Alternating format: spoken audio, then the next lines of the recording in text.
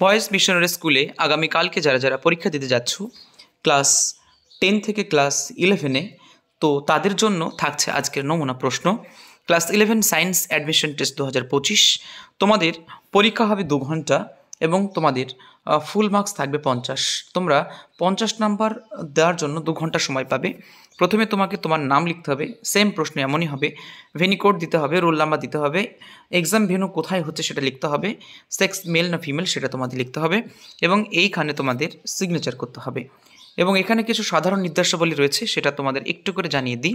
সেটা হচ্ছে ওএমআরে কোনো রকম ভাঁজ করা যাবে না, মানে তোমাকে একটি ওএমআর শিট দেবে, প্রশ্ন হবে আলাদা, ওএমআর শিট হবে আলাদা। ওএমআর শিটে কোনো রকম ফোল্ড তুমি করতে পারবে না, ভাঁজ করতে পারবে না।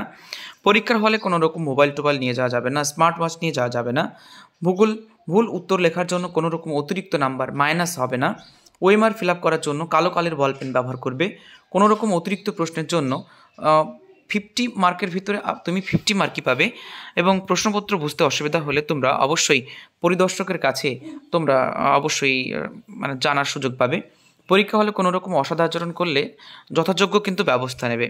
তোমাদের যে বিষয়গুলো থাকবে সেই বিষয় নাম্বার ভিত্তিক থাকবে। এগুলো একটু ভুল করে এখানে আর্টসটা দিয়ে দিয়েছে, যেটা কিন্তু সায়েন্সের। বেশ, এরপর চলে আসি আমরা সায়েন্স। ম্যাথামেটিক্সে থাকবে 20 নাম্বার। সিলেবাসটা বলে রাখি, ম্যাথামেটিক্সে থাকবে 20 নাম্বার এবং এরপরে যদি আমরা দেখি লাইফ সায়েন্সে থাকবে 10, ফিজিক্যাল সায়েন্সে থাকবে 10, ইংরেজিতে থাকবে 10।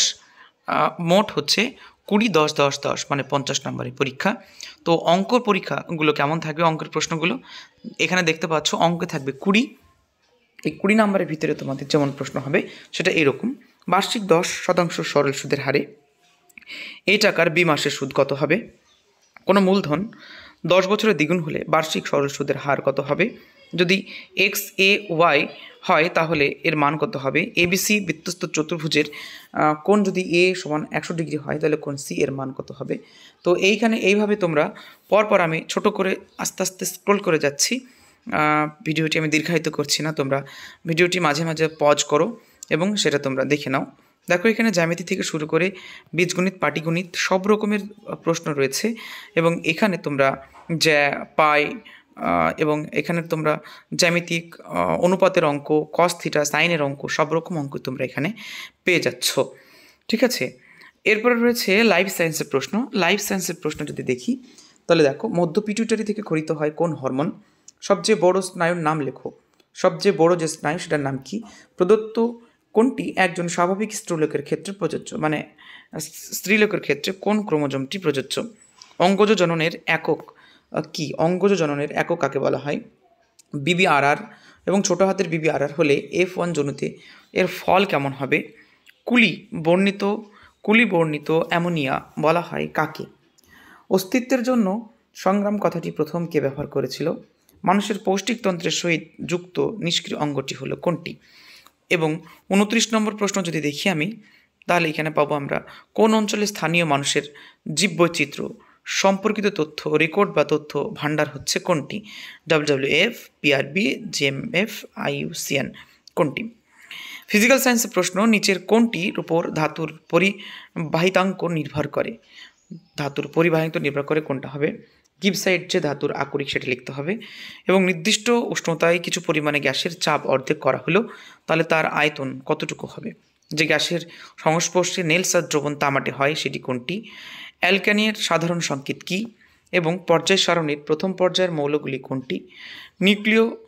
নিউক্লিয়ার চুল্লিতে জ্বালানি হিসেবে কাকে ব্যবহার করা হয়? উষ্ণতা বৃদ্ধিতে বায়ুমণ্ডলের যে স্তরের উষ্ণতা বৃদ্ধি পায় তা কোনটি? উত্তল দর্পণে সমান্তরাল রশ্মিগুচ্ছ আপতিত হলে প্রতিফলিত রশ্মি হয় কোনটি? এই হচ্ছে তোমার প্রশ্ন। আর এটি রয়েছে, বস্তু অপেক্ষা বড় অসৎ বিম্ব সৃষ্টি হতে পারে কোন লেন্সে? উত্তল লেন্স না অবতল লেন্স না কোন লেন্সে? এবার প্রশ্ন থাকবে ইংরেজিতে কেমন প্রশ্ন থাকবে? The secretary was present dash the meeting. এখানে ইন হবে, অ্যাট হবে, অন হবে, আউট হবে, কোনটা হবে সেটা তোমাকে সঠিকভাবে লিখতে হবে। He has passed in MA, এখানে এম এর আগে কলকাতা ইউনিভার্সিটির আগে এখানে আর্টিকেল প্রিপোজিশন কী হবে সেটা লিখতে হবে। The man said man is mortal, এখানে তোমাকে ন্যারেশন চেঞ্জ দিয়েছে, এটি কোনটি অ্যান্সার হবে করতে হবে। Mother said her son do not run in the sun, এটাও ন্যারেশন, এটাও তোমাকে ন্যারেশন করতে হবে। এরপর রয়েছে he is poor dash honest, এটা তোমার লিঙ্কার দিয়ে কনজাংশন দিয়ে পূরণ করতে হবে। He is not only a painter dash a singer, not only but also সবাই জানো তোমরা। চেঞ্জ দ্য ভয়েস 47 নম্বরে তোমাকে ভয়েস চেঞ্জ করতে হবে। এবং Sachin is the dash player in the India, এটাও তোমাকে করতে হবে। দা থাকলে তোমাদের সুপারলেটিভ ডিগ্রি হয় তোমরা জানো, তার মানে অবশ্যই সচিন ইজ দ্য বেস্ট হবে, good better best. He is as, এইটুকু বলে রাখি তোমাদের, যদি ডিগ্রিতে অ্যাজ এবং অ্যাজ থাকে তাহলে অ্যাডজেক্টিভের ফার্স্ট রূপটি হয়, তার মানে অ্যাজ গুড অ্যাজ, এখানে কাম হবে, এখানে যে অ্যাডজেক্টিভটা বসবে কাম হবে, ঠিক আছে। ল্যাম মানে তোমার ভেড়া, ভেড়ার মতো শান্ত, মানে ভেড়া শান্ত থাকে তাই। আচ্ছা, if I were a bird, যদি কোনো অসম্ভব কাজ সম্ভব মনে হয় তাহলে সেক্ষেত্রে কিন্তু ওয়ার বসে, এটা কম্পিটিটিভ পরীক্ষাতেও আসে। If I were a bird, যদি আমি পাখি হতাম।